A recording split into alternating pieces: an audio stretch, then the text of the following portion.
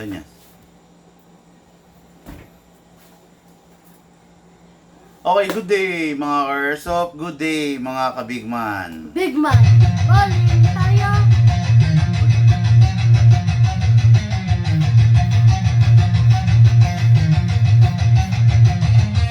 Magsatabi sa daan, huwag kang babangga. Papasok si Big Man, may dala na banda. Minsan siniraan, pero di pinansin. Toxic vibes, bro, di yan sa amin. Nagka-problema, bumangon pa rin. Laban lang ka, hindi lang saglit. Dito sa Big Man, solid ang galawan. Tunay na negosyo, hindi lang yabangan. Customer namin laging satisfied. Airsoft gear, legit certified. Service ay tunay, hindi pa na-post. Kahit saan ka magpunta, kami ang host. Big Man, walang katulad. Gamit ay legit, laging panalo pag sukat. Sniper o pistol, lahat ay fire. Kami ang top airsoft provider. Big Man, walang katulad. Gamit ay legit, laging pagaman tititin siya. Laging may bago, laging legit.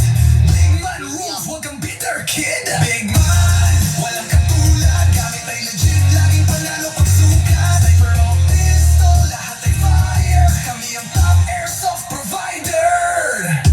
Kalat ang inggit, pero hindi sila makalapit. Try to copy, pero fail ang gamit. Boom, boom, pow, pag nagpaputok, parang Pit Viper. Di ka malipat, no, di sila makalapit. Try to copy, pero fail ang gamit. Boom, boom, pow, pag nagpaputok, parang Pit Viper. Di kami patok-tok. Customer happy, service tight. Walang scammer, we do it right. Lift your game up, don't be a joke. Big Man blazing, lahat ay woke. Big Man, walang katulad. Laging on point, parang sa barilang lakad. Crossfire, deals tighter. Big Man, airsoft sniper. Sa presyong tama, sa gamit na solid. Panalo ka palagi, di ka magiging biktima, kid. Big Man ang pangalan, tandaan mo palagi. Sa airsoft game, kami ang hari.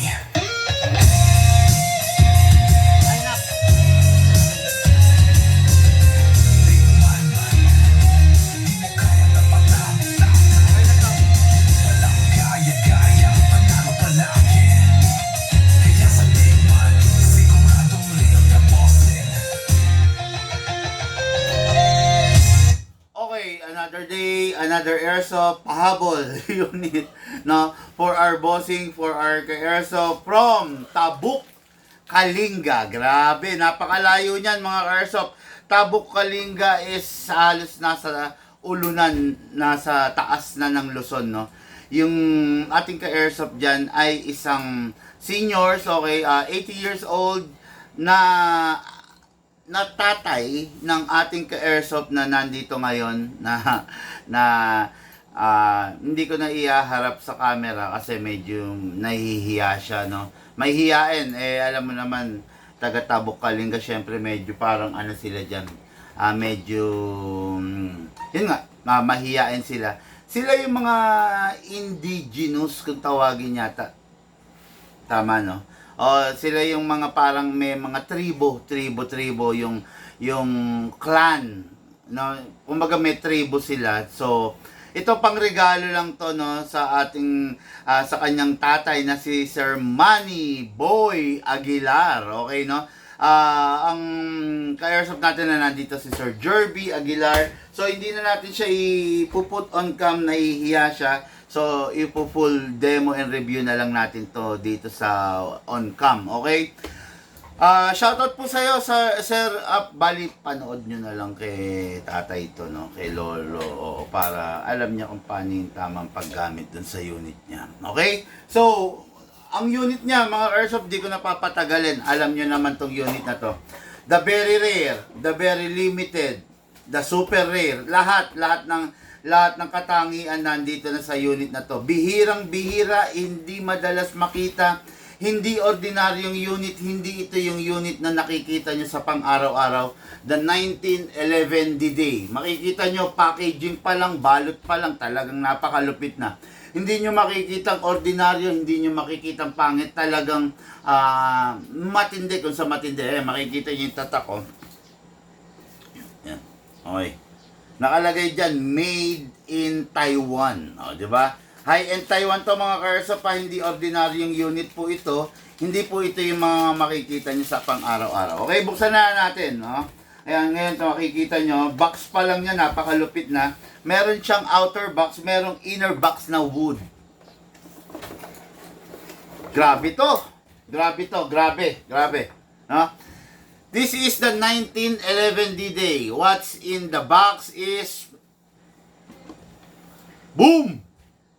Boom, boom, pow! Sabi nga, di ba? Kaya makikita nyo, lapit natin, ha? Oh. Sige, ayan. This is a collector's edition. This is a unit na hindi nyo makikita sa araw-araw. This is a unit na talagang katutuluan ng laway, no? Makikita nyo, the unit is a gold finish, then silver yung slide niya, makikita nyo. Then makikita nyo yung grip niya is a wood. Napakaganda niya, napakalupit niya, no? Woo! Tapos may makikita kayong yung parang dami na bullets, no? May makikita kayo, ayan. Sabihin mo kay Jason, ipababa doon sa sinabi ko. Ayan. May makikita kayong dami bullets, pero meron tatak yan. Ayan, no? Meron tatak yan mga airsoft na nakalagay dyan is 1944 D-Day. Wala, talaga tong unit na to is nasa history.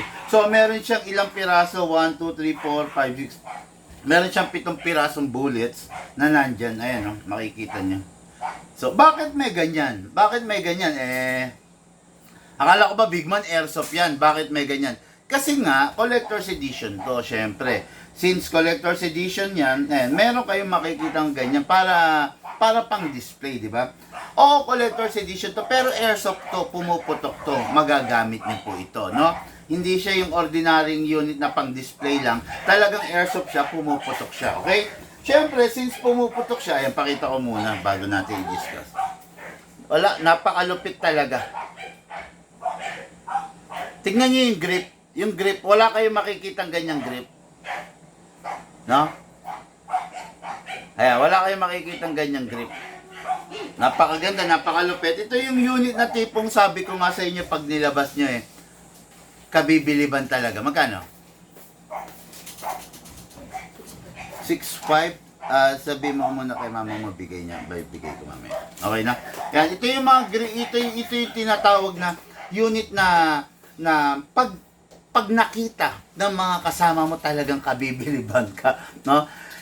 Again, hindi ordinaryo to mga ka-airsoft pa. Alam nyo ba, hindi nga ganito yung ginamit ni Tanggol no? Hindi ganito yung ginagamit ni Coco Martin. Ipinakita yung ganito as niregalo ng tatay niya na si Ramon. Pero hindi ito ganito yung ginagamit niya sa pang-araw-araw. Okay? Ang ginagamit niya sa pang-araw-araw, yung Drug Lord's pistol. Yung ganito, Yan. Ito yung ginagamit ni Coco Martin everyday, no? Na pang heavy duty use. Ito, hindi niya to ginagamit. Although binigyan siya ng ganito ni Christopher De Leon, si Don Ramon, binigyan siya ng ganito, pero hindi niya ginagamit to. Nakakahinayang gamitin to mga ka-airsoft, no? Nakakahinayang gamitin to, nakakapanghinayang i-daily pistol to kasi sa taglay niya. Bakit? Number 1, makikita nyo, gold finish. Talagang gold, no?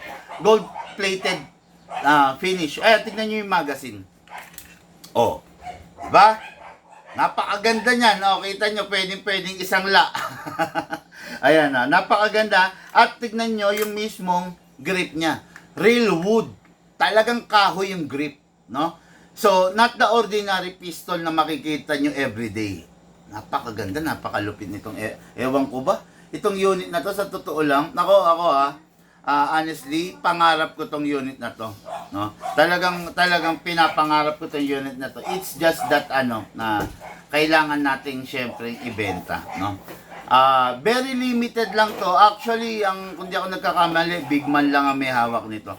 Very limited lang tong unit na to. Talagang hindi nyo makikita sa pang-araw-araw ninyo na panonood sa amin, no? So ito, pangregalo sa ating lolo boy ka Airsoft, Manny Boy Aguilar, ibibigay ng kanyang anak na si Sir Jerby Aguilar sa kanyang tatay. Napakaganda. Okay? So ngayon, let's begin. Release the magazine. Siyempre, high-end, di ba?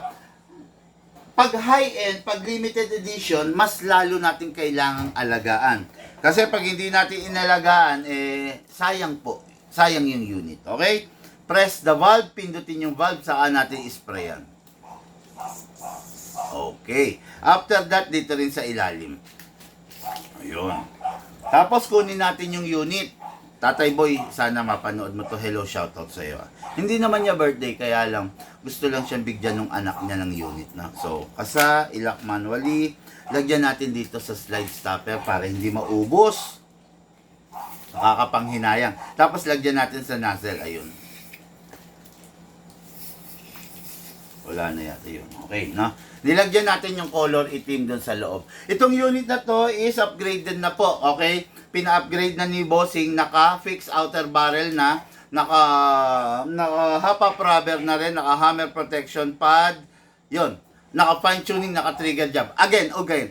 Naka-fix outer barrel na. Naka-fix outer barrel, naka-fine tuning, naka-trigger job, naka-hop-up rubber, naka-hammer protection pad. Okay? So, hindi na ordinary yung unit to. Ang normal nitong unit na to, hindi naman naka-fix outer barrel. Pero ni-request ng bossing natin, i-fix outer barrel mo na, big man, kasi malayo ako. So, baka magkaroon pa ng problema.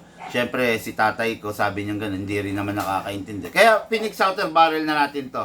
Hindi na siya kumakalog. Ayan o. Okay. Normally, ang mga bagay, ang mga unit na hindi naka-fix outer barrel, ganito. Ayan. Pag hindi naka-fix outer barrel, ayan o.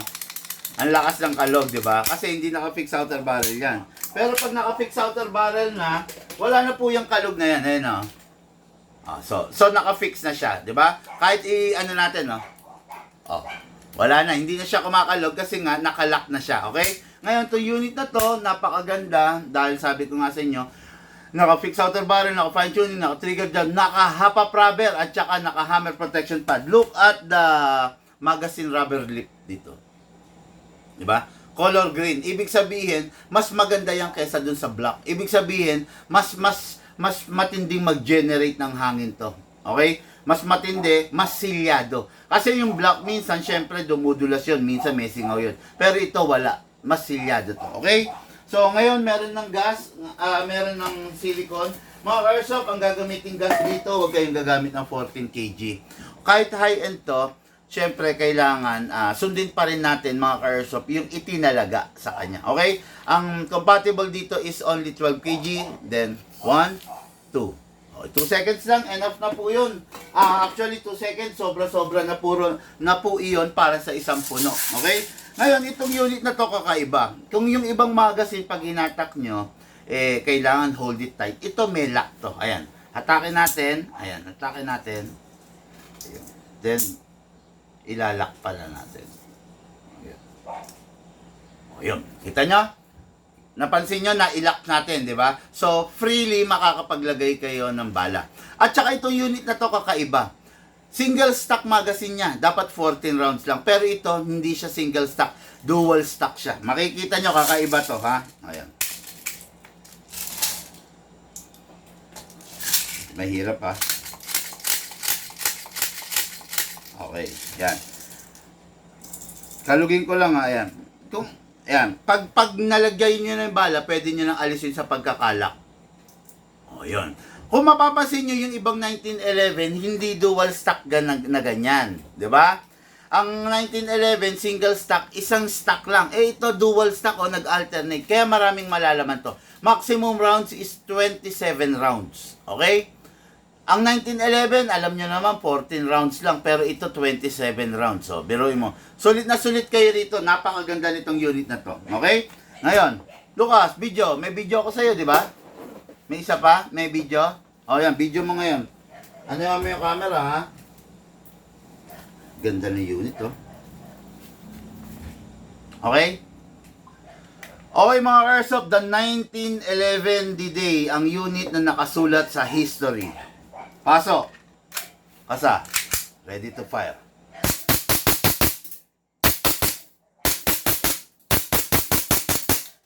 open slide kasi wala na pong bala. Release magazine, release the slide. Rest the hammer by pressing the trigger. Okay. Nako po, sa totoo lang, mag-enjoy talaga yung magkakaroon nito. Pengin basahan, masyado. Ay, ito. Tapos, yun nga tulad ng sinasabi ko, since napakamahal, napakatikas, napakaganda nitong unit, make sure, pag itatabi, make sure ingatan ninyo. Number 1, huwag nyong hayaan malagag ang magazine. Magagalusan, sayang. Tapos, pangalawa, make sure ingatan nyo sa silicone oil. Pangatlo, make sure lagi nyong pupunasan. Okay? Kasi yung mga excess oil, yung mga acid sa kamay natin, yun ang pwede magpapangit dun sa unit natin. Kaya kailangan siguraduhin nyo na lagi ninyong pinupunasan at make sure na yung unit laging may silicone oil. Okay? Grabe, ang ganda. Pag itatabi na, make sure walang lamang bala at dapat walang lamang hangin pasingawin. Yung daming laman, no? Kasi naka-fine tuning to, naka-trigger jab. Tapos, syempre, yung unit, ayan, no? Siguraduhin yung mapupunasan ninyo mga ka-airsoft. No, wag ninyong gagawin biro kasi napakaganda ng unit. Sayang po, pabili na lang kay tataya. Sayang yung unit pag pag hindi pinupunasan, no? Bago itabi, syempre, punasan. Siguraduhin mong walang markings ng kamay ng daliri para hindi masisira. Okay? Napakaganda. Box pa lang. Kita nyo, panalo na mga ka-airsoft. Hindi ko na ilagay yung magazine. Dito lang po yan sa inyong lingkod na big man, no? Wala kayong makikita niyan on ordinary days, hindi kayo makakita niyan on ordinary shop. Dito lang, bukod tangi sa big man. Gusto mong pasayahin yung magulang mo, tara, regaluhan mo. Okay mga airsoft, yun lang po muna for today. Maraming salamat po sa nag-view ng ating daily review and unbox. Yung mga nag-share po ng ating live, maraming salamat. Yung hindi pa nag-share, pa-share po yung live video natin para po kumalat tayo sa mundo ng airsoft. Maraming salamat po sa inyo. Lahat po tayo nagmula sa iba't ibang larangan, pinagbuklod, pinag-isa ng iisang libangan. Yun po ang paglalaro ng airsoft. Siyempre, hatid po sa inyo ng inyong lingkod, Big Man.